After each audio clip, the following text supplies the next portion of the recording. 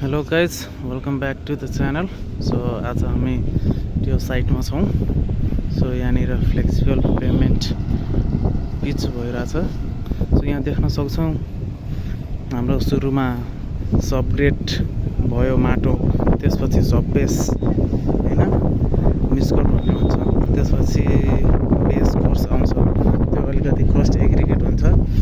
त्यसपछि आउँछ यो वेरी कोर्स। अब यसमा पनि हामीले सुरुमा अब बेस कोर्स माथि लाउने भनेको यो भनेको प्राइम कट।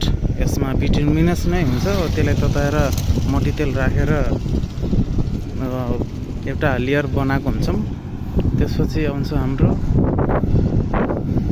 ट्याग कटको काम भनेको यो हाम्रो बिटुमिनस प्रिमिक्स र यो प्रिपेयर सर्फेसलाई एडेसिभ बनाउनलाई, बोन्ड बनाउनलाई ट्याग कट राखेको हुन्छ। बिटुमिनसमा धेरै प्रकारको ब्रान्ड्सहरू हुन्छ, जस्तै भारत पेट्रोलियम भयो, अनि अरू हुन्छ। हामीले युज गरिरहेको यहाँ भनेको VG30 हो, अल इन्डिया पेट्रोलियम। सो यहाँ यस्तो छ great bituminous VG30 Jansen's India ब्रान्डको बिटुमिन युज गरिरहेको छ। सो बिटुमिनलाई यसरी आगोमा पकाउनु पर्छ, यसरी। त्यसपछि कार्पेटने काम हुन्छ, त्यहाँ क्रस्ट एग्रिगेट हुन्छ। त्यहाँ अब लोकल ल्याङ्ग्वेजमा यो एग्रिगेटलाई जिरा गिटी भनिन्छ, किनभने नर्मल युज गर्ने गिटीको साइजभन्दा अलिक कम सानो हुने भएकोले त्यसलाई जिरा गिटी भनिन्छ। सो यसरी सिङ्गल लेन रोड बन्दैछ।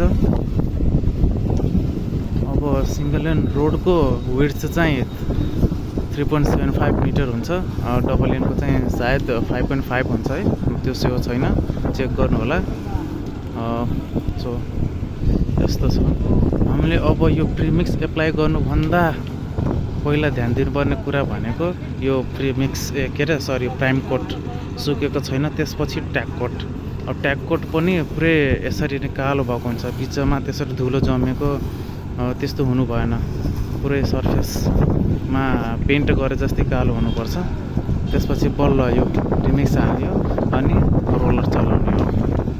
सो यो ध्यान दिनुपर्छ। थिकनेस नर्मल्ली 20 mm हुन्छ, 2 सेन्टिमिटर। सो यस्तै काम चलिरहेको छ अहिले। सो यसरी प्रिमिक्स बिछाएर माथि रोलर चलाइन्छ, हो यसरी च्याप्नलाई।